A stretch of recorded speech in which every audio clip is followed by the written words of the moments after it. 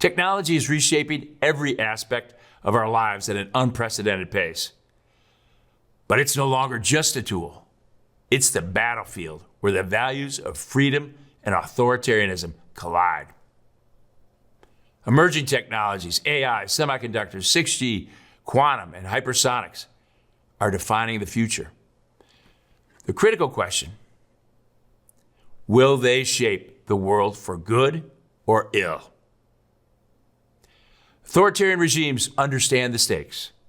Vladimir Putin said, "Whoever becomes the leader in this sphere will become the ruler of the world."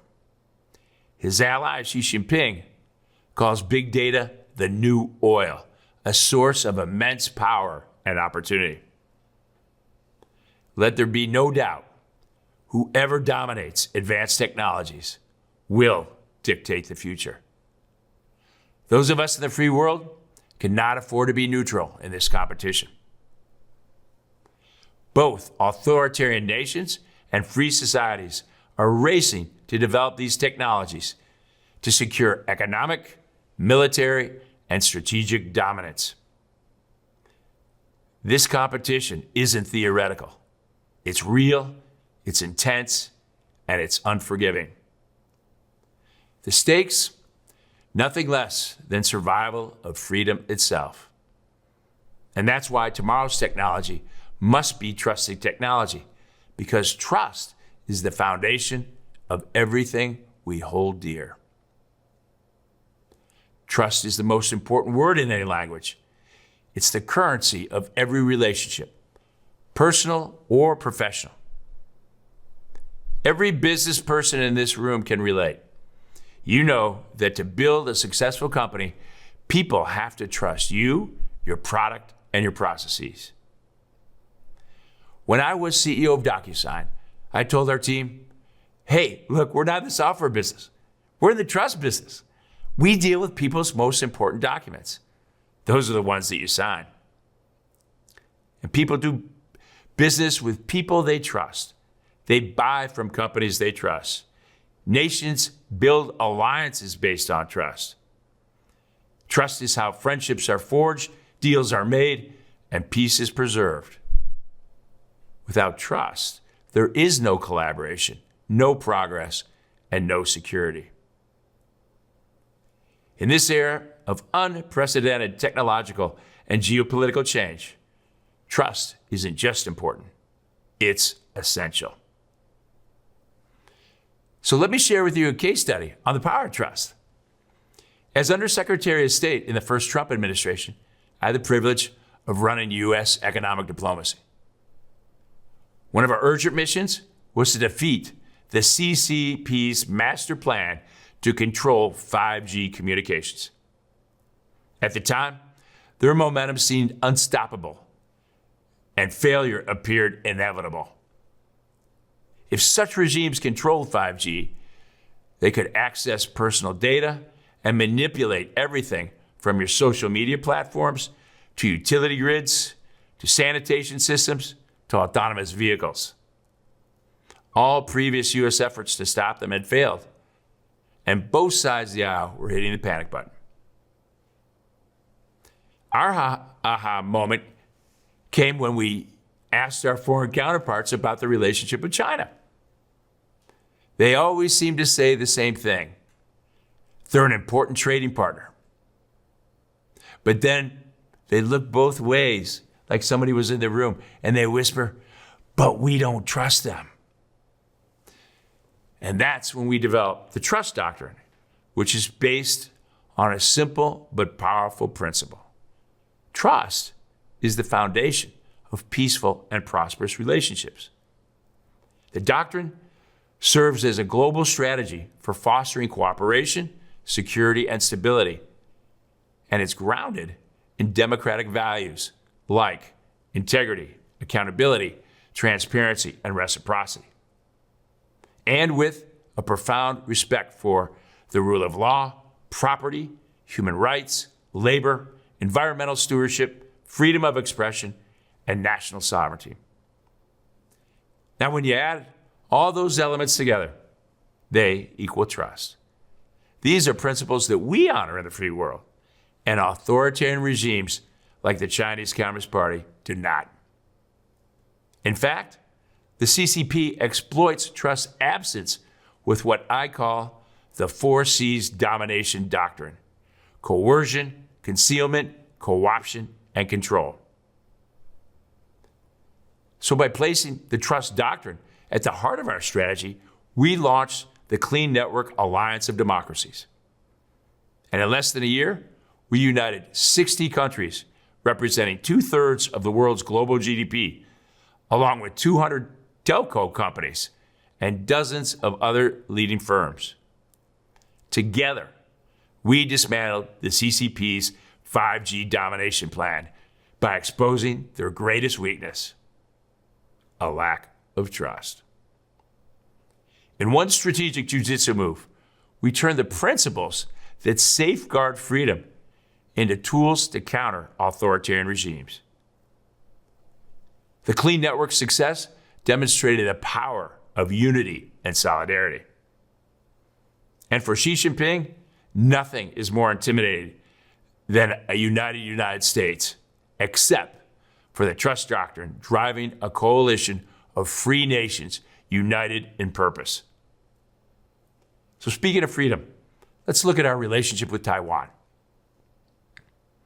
Trust is also the cornerstone of the enduring US-Taiwan friendship. We're kindred spirits. We're tough, we're honest, we're hardworking, and fiercely independent. And we both share an unshakable belief in the fundamental truth: there is no prosperity without freedom. This partnership is more than diplomatic. It's a testament to our shared democratic values and mutual respect. Trust brought me to Taiwan in 2020 and inspired me to lead initiatives that have transformed our relationship. Trust brought Taiwan into the Clean Network. Trust brought TSMC's $65 billion investment to the United States. Trust brought us together for the landmark Economic Prosperity Partnership and the Science and Technology Agreement. Now, this is only the beginning, because together we have the power to take this partnership to unprecedented heights. And we can do it by expanding our collaboration, solidifying our shared values, and securing freedom for future generations. Now, I know what you're thinking, and many have asked. What can we expect in a second Trump administration? Well, let me borrow a line from the legendary American baseball player Yogi Berra. It's tough to make predictions, especially about the future. But one thing is certain: fair and reciprocal trade will be a top priority. Simply put, it's about trusted trade. For decades, unfair trade dynamics have harmed American workers and businesses, creating deficits, slowing growth, and suppressing wages. A second Trump administration will redefine these relationships by revitalizing U.S. manufacturing, creating good-paying jobs, securing critical supply chains, and negotiating trade deals rooted in fairness, reciprocity, and mutual respect. This isn't just about improving the numbers. This is about shifting the paradigm. Trade will no longer merely be transactional. It will be transformational. Trusted trade and investment ensures we're not just exchanging goods, we're creating opportunities, forging alliances, and reinforcing the pillars of freedom and democracy. And when it's built on trust, everyone wins. It becomes a powerful engine for innovation, prosperity, and security for businesses, nations, and people worldwide.